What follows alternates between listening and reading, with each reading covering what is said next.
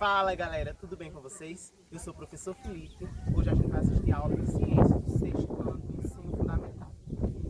E eu queria saber, logo de inicial, vocês estão bem? A gente sabe que essa pandemia vem trazendo algumas complicações, mas enfim, logo isso tudo vai passar. E para essa aula inicial, vocês podem observar que a gente está num ambiente bem diferente, onde a gente tem a natureza como uma das ferramentas dessa aula. Ou seja, a gente vai falar hoje sobre as adaptações dos seres vivos. Ai, professor, essa aula deve ser muito interessante sobre o que são adaptações, ok? Então vamos lá. O que são as adaptações dos seres vivos? As adaptações dos seres vivos é qualquer característica de um ser vivo que tome integrado ao ambiente. Professor, que legal! Então, quando um ser vivo ele se integra no ambiente, ele vai aumentar essa chance de sobreviver.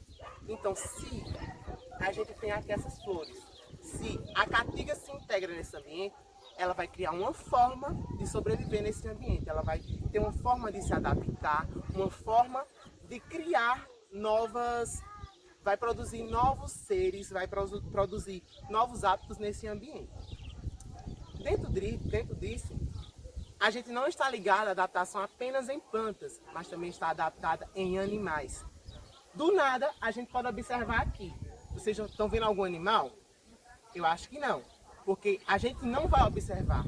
O animal ele pode usar estratégias para se adaptar ao meio em que eu estou inserido. Se eu entrasse dentro dessa árvore e me plantasse com essas folhas, vocês estariam me vendo? Não, porque eu estaria adaptado ao ambiente. Então, para um indivíduo se adaptar, para ele sobreviver, ele vai procurar uma maneira de se adaptar ao ambiente onde ele vai estar inserido. E a próxima coisinha que eu quero falar, existem dois tipos de fatores sobre as adaptações dos seres vivos. Bom, pessoal, então lembrem-se, é fatores vivos e não vivos, ok? Então, pessoal, dentro dos fatores vivos, a gente vai encontrar a camuflagem. Como eu já dei um exemplo, se eu entrasse dentro desse ambiente e se camuflar com essas folhas da mesma cor, da mesma situação, eu estaria fazendo o quê? Estou me camuflando para que outros predadores não possam vir a me atacar, ou seja, a vir prejudicar a minha sobrevivência. Então a camuflagem, ela vem trazer esse tipo de identificação, camuflar no ambiente para que outros predadores não venham a atingir esse ser vivo. Vale lembrar que as borboletas, cobras, a gente pode dizer que, principalmente as borboletas e os camaleões, são dos indivíduos que fazem essas camuflagens. Tem borboletas que elas criam situações onde elas podem parecer com corujas, e tem camaleões que, através de uma árvore, ele pode mudar de cor. Okay? Então, dentro dos fatores vivos, a gente tem também o mimetismo. Eita, que palavra difícil, né? Mimetismo, ele vai confundir o meio em que o indivíduo vai estar. Então, ele vai confundir tanto o predador quanto toda a parte em que está inserida esse animal. Então, o mimetismo, ele confunde. Então, se eu estou aqui, você vai ser confundido com a planta, com a árvore, com o habitat onde ele está, com o indivíduo onde ele está, então ele vai confundir. Lembrem disso, mimetismo confunde o ambiente, confunde os predadores. Ah, pessoal, mas será que para só por aí? Não vai parar por aí. A gente temos adaptações de sobrevivência, uma das partes mais importantes das adaptações dos seres vivos. Então, dentro das adaptações dos seres vivos, vai encontrar aquela parte em que o indivíduo, como eu já tinha falado, ele precisa sobreviver. Ele não vai necessitar de outro organismo, ou seja, quando ele sai do seu habitat natural, que ele precisa de outro habitat, é sinal. Isso significa que aonde ele estava, quando ele estava resíduo naquele local, ele parte para outro local, onde ele vai buscar recursos para sobreviver. Então, ou seja, ele saiu daquele local onde não tinha mais recurso. Ele passou a habitar outro local onde ele vai encontrar situações que vão agradar a sobrevivência dele. Dentro disso, agora a gente vai para os fatores não vivos. Eita, essa parte é muito importante, porque quem já observou dentro da natureza fatores que agregam, um exemplo, a nossa caatinga. Mas vamos deixar isso mais para frente, vocês irão ver nos próximos tópicos. Então, galera, nos fatores não vivos a gente vai encontrar a hibernação. Eita, essa eu sei o que é. Hibernação é a condição inativa, ou seja, ele vai hibernar, ele vai congelar no tempo até conseguir o ambiente chegar aos seus benefícios. A gente dá uma observação sobre a caatinga. A caatinga, que eu vou falar mais na frente também, ela tem esse processo inativo. Com o tempo, época de chuva, ela fica verde e no tempo seco ela seca, mas ela não deixa de morrer. Ela vai sempre continuar viva, porque ela vai o quê? Hibernar no tempo, certo? Assim como outros organismos também. Mas por si, a gente vai citar a caatinga como uma das ferramentas e também tem outras plantas. Beleza? Citando outra, a gente vai encontrar também no nosso corpo humano, né? Vamos pular um pouquinho para o corpo humano, que as camadas de gordura sobre a pele. Vocês sabem que a nossa gordura, ela paralisa e depois a gente seca e aí fica tudo tranquilo. Então, é um certo tipo de adaptação, ok? Temos também a migração. Professor, o que é imigração? Imigração, como eu já tinha falado nos fatores vivos, migração é o melhoramento no processo da vida do ser vivo. Ele vai migrar para outra região. Por exemplo, se aqui tivesse uma serra e nessa serra, a partir de baixo morasse alguns animais, por exemplo, leões, camelo não, desculpa a palavrinha, animais, vamos citar animais, morasse um certo tipo de espécie de animais na parte de baixo dessa serra, e debaixo dessa serra ocorreu uma apropriação de queimados. O ser humano chegou e queimou. O que vai acontecer nesse ambiente? Só que a parte de baixo ela foi degradada, mas a parte de cima ainda consiste em ter uma vegetação muito grande.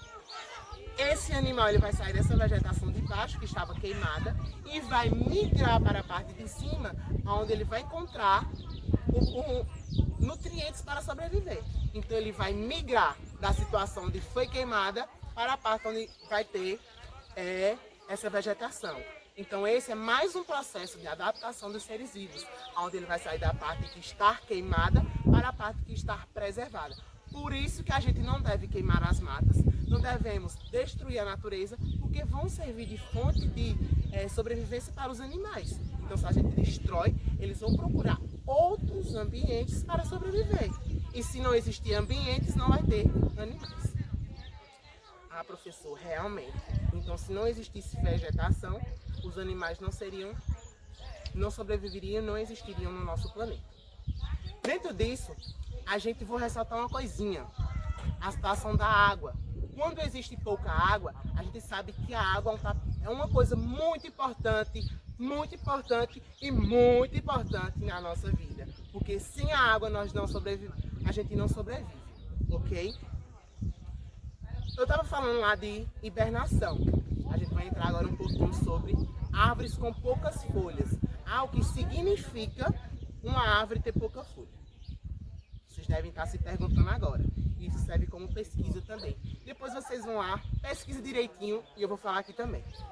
Quando a gente tem uma árvore que contém poucas folhas, isso significa que ela passa também por um processo de hibernação. Como eu tinha falado, a caatinga, ela faz esse processo de hibernação. Ela já tem pouca folha, justamente para que o caule dela, ela possa absorver a água do solo. Ela vai juntar essa água no tempo de chuva, absorve essa água e depois, quando a chuva vai embora, que começa aquela seca terrível, aí ela vai sustentar através daquela água que tem nos cactos, que tem nos frades e entre outros mecanismos da caatinga. Vocês já viram algum elemento da caatinga morrer assim do nada? Não, porque eles têm um processo de hibernação, ele tem um processo onde eles vão absorver essa água, onde eles vão guardar essa água para que eles não possam, eles conseguem se adaptar a esse ambiente. Então, quando falarmos em árvores com poucas folhas, elas vão ter essa importância, ela vai ter esse mecanismo, que é segurar essa água no seu caule, para que quando acabe o tempo de seca, elas possam ter uma reserva ali para poder guardar esse mecanismo, essa situação. Como a gente está falando em caatinga, vamos entrar mais um assunto, a caatinga. A caatinga, ela armazena água, como eu já havia falado, ela vai armazenar essa água para que no processo seco ela possa sobreviver tranquila e calma e esperar para o próximo tempo de chuva, ok? E hoje a gente encontra no nosso Nordeste quente, calor, que a gente gosta, a gente tá aqui, a gente gosta do calor sim. A caatinga, ela vai servir também de alimentação para os animais, onde essa alimentação,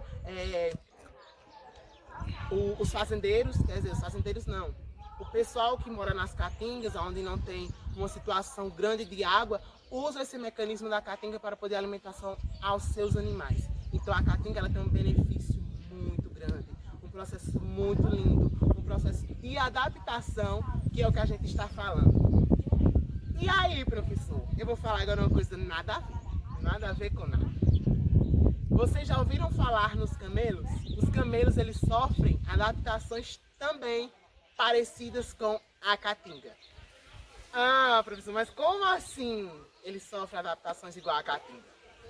Os camelos, eles armazenam água nas suas córcovas. Ah, o que são córcovas? Nas costas do camelo. Isso mesmo. Ele armazena água nas córcovas do camelo. Porque, como ele está no deserto, um local onde tem pouca água, ele precisa de água para poder ter uma proporção de conseguir seguir seu caminho e encontrar mais água. Então, ele vai guardar essa água para poder ter uma reserva ali, para poder ele não morrer nesse ambiente. Então, ele também vai sofrer um processo de adaptação. Ele se adaptou a esse ambiente seco, assim como nós se adaptamos ao clima caatinga, ao clima cerrado, ao clima bioma pampa e entre outros biomas tem suas adaptações. Só uma coisinha que eu vou lembrar aqui a vocês, que eu vou falar agora, é sobre os processos de adaptações. Como acontecem esses processos de adaptação? Eu já falei o que era adaptação, já falei o que era fatores vivos e fatores não vivos. Agora nós vamos para o processo de adaptação. Como ocorre esse processo de adaptação? Os animais e as plantas, elas têm características especiais que ajudam a sobrevivência em um meio em que habitam. Então, como eu tinha falado, ela tem um poder especial, ela tem uma estrutura especial. Como já havia citado, o cacto, ele tem um poder muito top, que é absorver essa água. Então, a natureza, ela é linda. Ela possui mecanismo de adaptação, seja em qualquer lugar, onde ela consiga sobreviver, onde ela encontra os seus nutrientes. Então, se ela consegue encontrar os nutrientes para a sobrevivência, ela consegue sobreviver nesse ambiente. Então, pessoal, dentro do processo de adaptação, tem uma coisa muito importante. Qual a importância da adaptação dos seres vivos?